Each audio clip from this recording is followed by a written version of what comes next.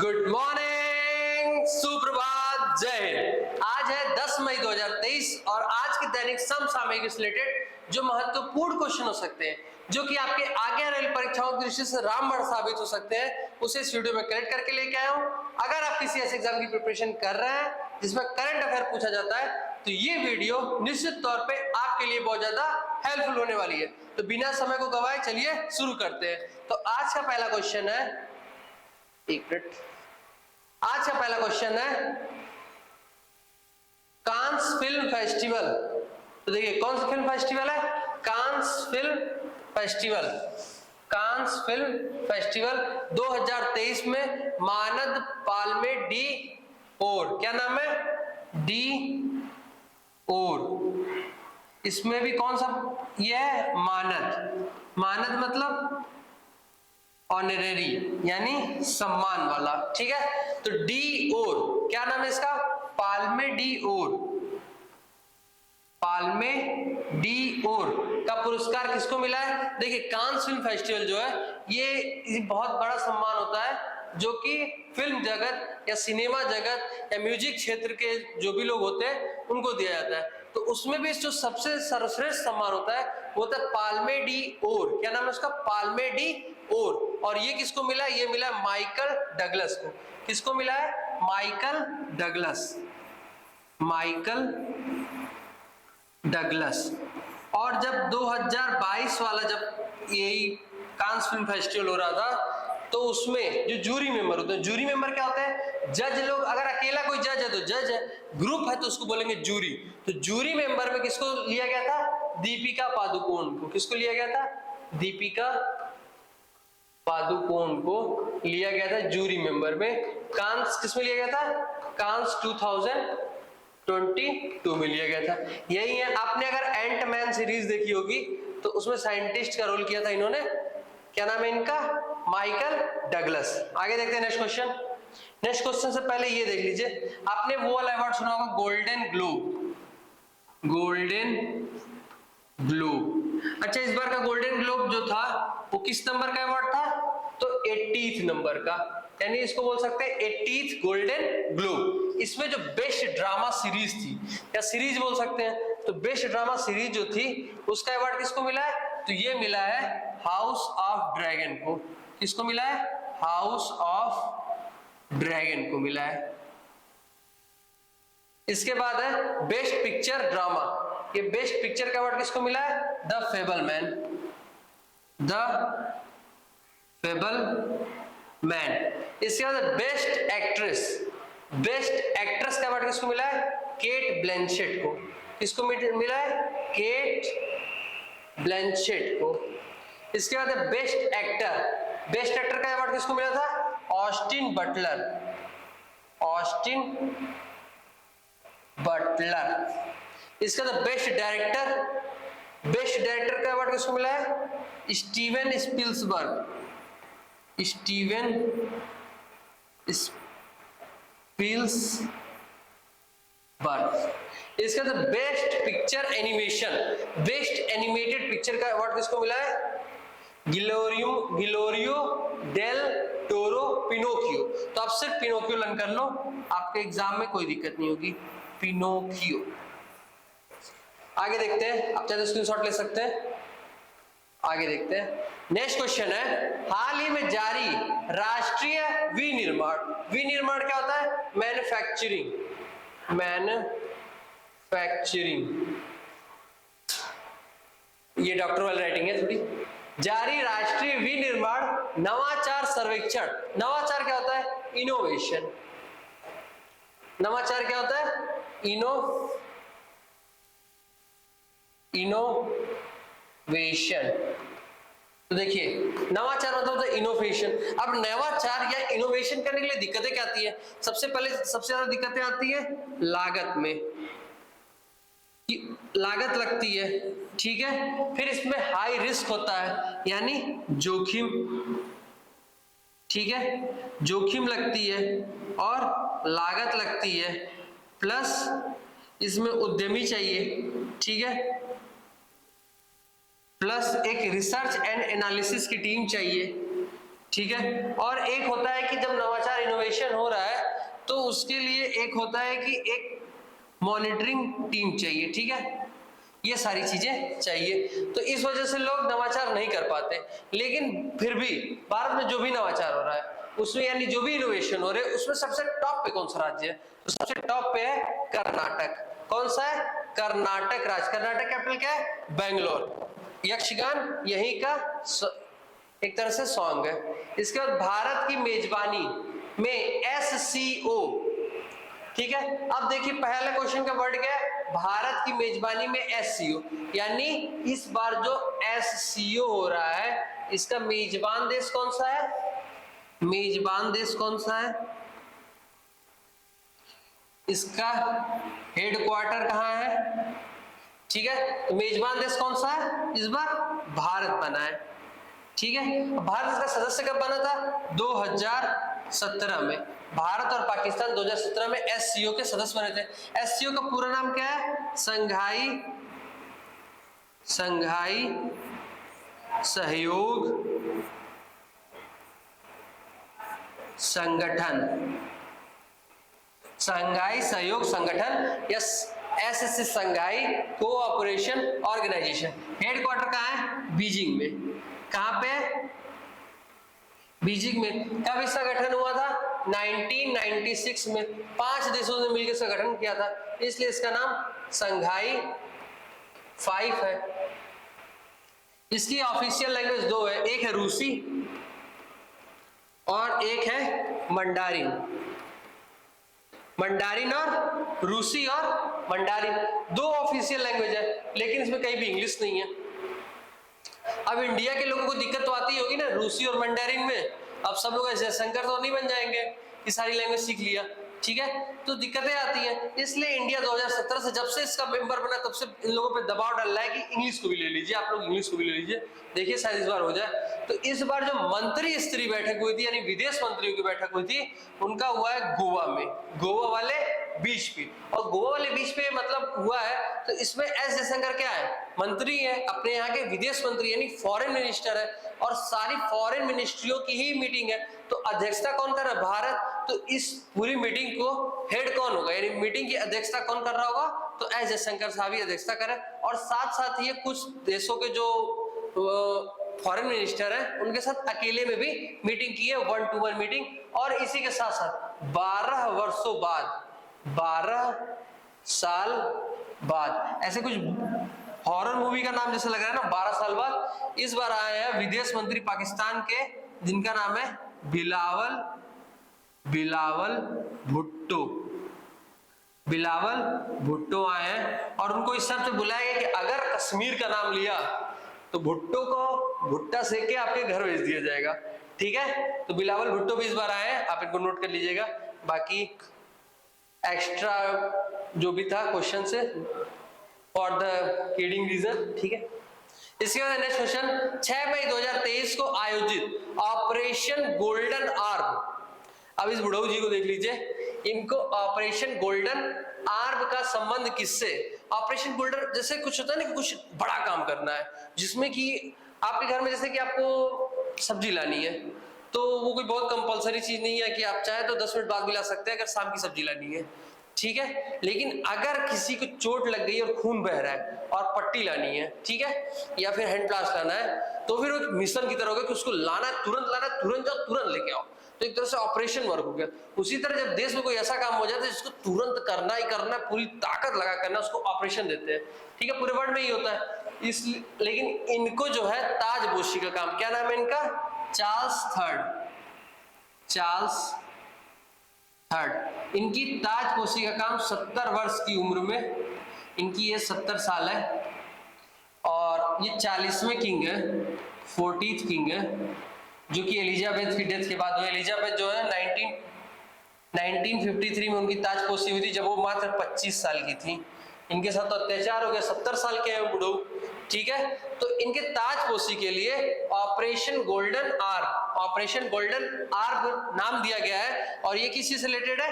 Britain के सम्राट king Charles तृतीय की ताजपोशी से। तो ऑपरेशन गोल्डन आर्म का संबंध किससे है? ब्रिटेन के सम्राट किंग चार्ल्स तृतीय की ताजपोशी से, ठीक है। आगे देखते हैं। ऑपरेशन कावेरी, कुछ इंपॉर्टेंट ऑपरेशन देख लीजिए। कावेरी क्या था? सूडान में फंसे हुए भारतीयों को बचाने के लिए ऑपरेशन कावेरी। ऑपरेशन अलर्ट क्या है? भारतीय सीमा पर पाकिस्तान से होने वाली घुसपैठ, यानी पाकिस्तान से होने वाली घुसपैठ को रोकने के लिए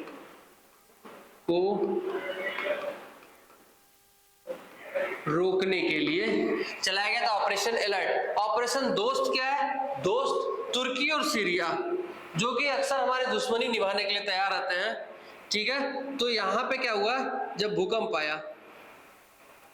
आया कहां पे?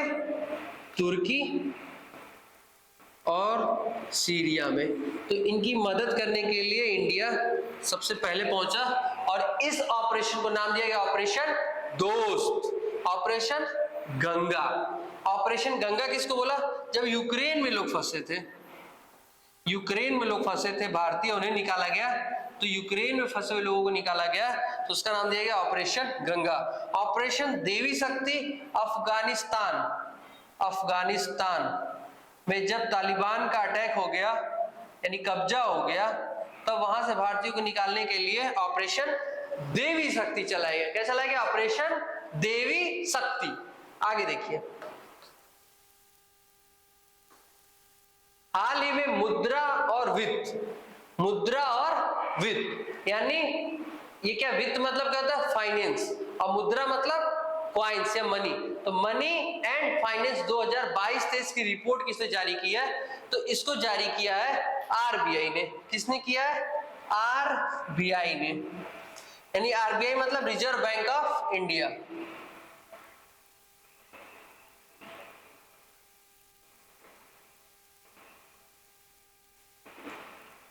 हर साल आरबीआई ये रिपोर्ट जारी करती है, मुद्रा और वित्त 2022-23। आरबीआई का गठन किससे कब हुआ था? 1 अप्रैल 1935 को। किस अधिनियम से हुआ था, यानी किस एक्ट से हुआ था? एक्ट 1934। कब इसका नेशनलाइजेशन हुआ था, यानी राष्ट्रीयकरण कब हुआ था? तो इसका राष्ट्रीयकरण हुआ था 1 जनवरी 1949 को, ठीक है। किस आयोग या किस कमीशन की सिफारिश पर रिजर्व बैंक की स्थापना की गई थी? यंग हिल्टन आयोग। यंग हिल्टन आयोग का क्या कोई और भी नाम है? तो हाँ, शाही आयोग। अच्छा, शाही आयोग इसका नाम है। तो शाही बीमारी कौन सी है? तो हीमोफीलिया को बोलते हैं शाही बीमारी, हीमोफीलिया दिवस कब मनाया जाता है? 17 अप्रैल को, और इसको बोलते हैं शाही बीमारी, ठीक है। आगे देखते हैं, नीति आयोग है, नीति आयोग के बारे में देख लेते हैं। नीति आयोग का गठन कब हुआ था? 1 जनवरी 2015 को। किसके स्थान पे हुआ था? ये हुआ था योजना आयोग के स्थान पर, योजना आयोग के स्थान पर। इसका अध्यक्ष कौन है? नीति आयोग का अध्यक्ष कौन है? पीएम यानी नरेंद्र मोदी साहब। इसका उपाध्यक्ष कौन है? तो नीति आयोग के उपाध्यक्ष है सुमन बेरी। अच्छा, इस समय इसके सीईओ कौन है? नीति आयोग के? तो वो है BVR सुब्रमण्यम, BVR सुब्रमण्यम। आगे देखते हैं नेक्स्ट क्वेश्चन से पहले ये देख लीजिए, अंतरराष्ट्रीय बौद्धिक संपदा सूचकांक, इंटरनेशनल आईपी इंटेलेक्चुअल प्रॉपर्टी सूचकांक यानी इंडेक्स। इसमें भारत की जो पोजीशन है वो कितनी है? 42nd, और इसमें जो टॉप पे है वो है अमेरिका। इस रिपोर्ट को जारी कौन करता है? US chambers of commerce, US chambers of commerce, US chambers of commerce इस रिपोर्ट को जारी करता है। आगे देखते हैं, वर्ल्ड हैप्पीनेस रिपोर्ट, इसमें भारत की पोजीशन थोड़ी खस्ता है, 126 पोजीशन पे है और लगातार 6 बार से जो टॉपर रह रहा है वो है फिनलैंड, जो कि नाटो का बन गया है 31st मेंबर फिनलैंड। इसके बाद हेनले पासपोर्ट इंडिया, जिसमें भारत की पोजीशन आज 50वीं हो गई है 193 देशों में। हेनले पार्टनर जारी करता है, जापान टॉप पे है, ठीक है। और इससे पहले इसकी पोजीशन क्या थी, 27वीं थी। विश्व प्रेस स्वतंत्रता सूचकांक, भारत की पोजीशन 142वीं रहा करती थी, उससे 150वीं हुई और इस बार और हम टॉप पे आ गए, 161वें नंबर पे आ गए प्रेस स्वतंत्रता। इसको जारी कौन करता है, रिपोर्टर्स विदाउट बॉर्डर। कौन जारी करता है, रिपोर्टर्स विदाउट बॉर्डर। कहाँ की ये संस्था है, फ्रांस की। आगे देखिए, हाल ही में कुकी मेइती क्या है, ये दो ग्रुप है, दोनों ट्राइबल ग्रुप है, कुकी और मेइती। इन लोग का संघर्ष शुरू हो गया, कहाँ पे हुआ है, ये हुआ है मणिपुर में। कहाँ हुआ है, मणिपुर, जहाँ की मैरीकॉम है, जहाँ पे काबुल लामजाओ नेशनल पार्क भी, जहाँ पे लोकटक झील है और जहाँ पे संघाई हिरन पाया जाता है मणिपुर में, ठीक है। यहाँ पे हुआ क्या है, आप ये मैप देख सकते हैं, ये है मणिपुर में जो ये वाला एरिया है, एक मिनट इसको मैं रेड ले लेता हूं, ये जो रेड वाला एरिया है ये कुकी लैंड है, यानी यहाँ पे कुकी लोग हैं, ठीक है। और ये एरिया है पहाड़ी एरिया, ठीक है। तो देखिए यहाँ पे कुकी हो गए, यहाँ पे मेइती हो गए, इन्हीं दोनों लोगों में टकराहट हो गई है, बहुत पुरानी टकराहट है। लेकिन अभी जो हाल ही में जो मुद्दा उठा है वो जिम के उद्घाटन को लेके हुआ है। लेकिन असली मुद्दा देखिए, तो जो कुकी लोग हैं, ठीक है, ये रहते हैं पहाड़ी क्षेत्रों में। कुकी के साथ एक और आदिवासी ग्रुप रहता है जिसका नाम है नागा, ठीक है, पहाड़ी एरिया में रहते हैं। अब मेइती कहाँ रहते हैं, घाटी वाले एरिया में रहते हैं, ठीक है, सिंपल।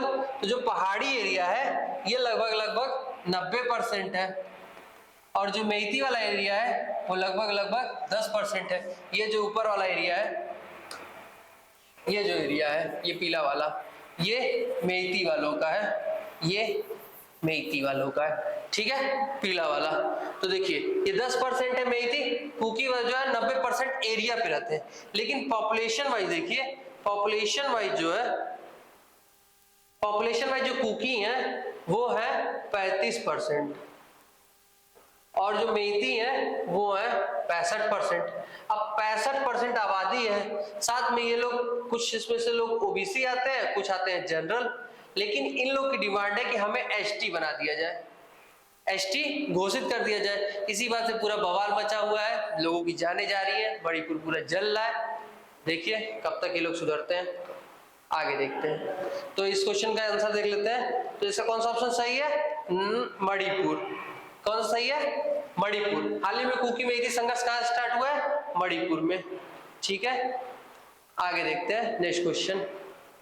हाल ही में किस देश की ओलंपिक गोल्ड मेडलिस्ट, तो देखिए जिंदगी लंबी नहीं बड़ी होनी चाहिए, जिंदगी लंबी नहीं बड़ी होनी चाहिए।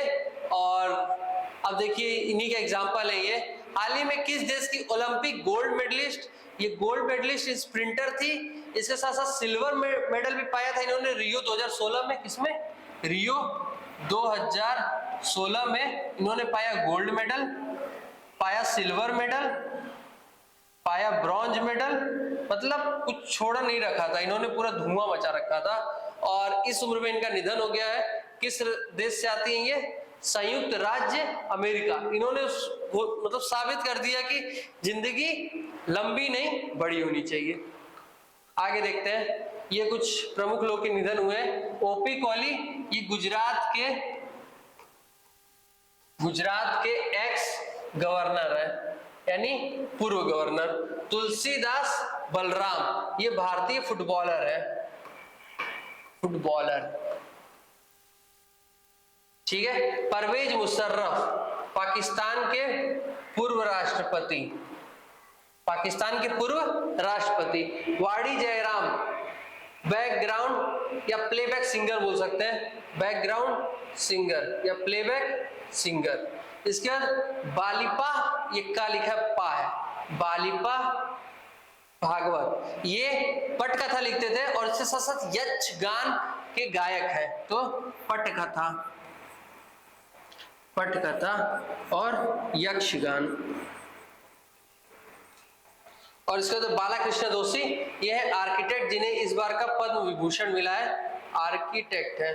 इसी से प्रकाश सिंह बादल का भी निधन हो गया है, ठीक है, वो पंजाब के 5 बार के सीएम रह चुके हैं। अब रिवीजन कर लेते हैं आज का। तो कांस फिल्म फेस्टिवल 2023 में मानद पाल्मे डियोर से किसे सम्मानित किया गया? तो ये सम्मानित किया गया माइकल डगलस को। आगे देखते हैं, हाल ही में जारी राष्ट्रीय विनिर्माण नवाचार सर्वेक्षण 2021-22 अनुसार सर्वाधिक नवाचार यानी इनोवेशन वाला राज्य कौन सा बना है? कर्नाटक। इसके बाद आगे देखते हैं, भारत की मेजबानी में एससीओ की विदेश मंत्रियों की बैठक का आयोजन कहां किया गया? तो गोवा वाले बीच पे किया गया। आगे देखते हैं नेक्स्ट, 6 मई 2023 को आयोजित ऑपरेशन गोल्डन आर का संबंध किसी से है? तो ब्रिटेन के सम्राट किंग चार्ल्स तृतीय की ताजपोशी से। आगे देखते हैं, मुद्रा और वित्त 2022-23 की रिपोर्ट किसने जारी की है? तो इसको जारी किया है आरबीआई ने। किसने जारी किया है? RBI, reserve bank of India ने। इस समय रिजर्व बैंक ऑफ इंडिया के गवर्नर जनरल कौन है? तो इस समय शक्तिकांत दास 25वें नंबर के। पहले भारतीय गवर्नर जनरल कौन थे? तो वो थे कौन थे? सीडी देशमुख। और पहले गवर्नर जनरल कौन थे आरबीआई बैंक के? तो उनका नाम है ओसबॉर्न स्मिथ। आगे देखते हैं, ये हेडक्वार्टर कहां पे? मुंबई में, लेकिन उससे पहले हेडक्वार्टर कहां था? कोलकाता में था। हाल ही में किस देश में Olympic gold medallist sprinter Tori Bowie का 32 साल की उम्र में निधन हो गया? तो वो कहां की है? संयुक्त राज्य अमेरिका। कहां की है? संयुक्त राज्य अमेरिका की है। आगे देखते हैं, अब हाल ही में कुकी मेइती संघर्ष कहां प्रारंभ हुआ है? तो ये प्रारंभ हुआ है मणिपुर। मणिपुर में प्रारंभ हुआ है कुकी मेइती संघर्ष। आगे देखते हैं, आज का सवाल, हाल ही में टोडी टैपर के लिए नई बीमा योजना गीता कर्मकुला बीमा, क्या नाम है? गीता कर्मकुला बीमा कहां प्रारंभ की गई है? इसका आंसर आप कमेंट बॉक्स में जरूर दीजिएगा और जरूर दीजिएगा, ठीक है। आगे देखते हैं, आज का मोटिवेशन कोट है, सोच बदलो सितारे बदल जाएंगे, नजर बदलो नजारे बदल जाएंगे, कश्तियां बदलने की जरूरत नहीं है, दिशा बदलो किनारे खुद ब खुद बदल जाएंगे। तब तक के लिए कीप स्टडी, कीप मोटिवेटिंग, पढ़ते रहिए।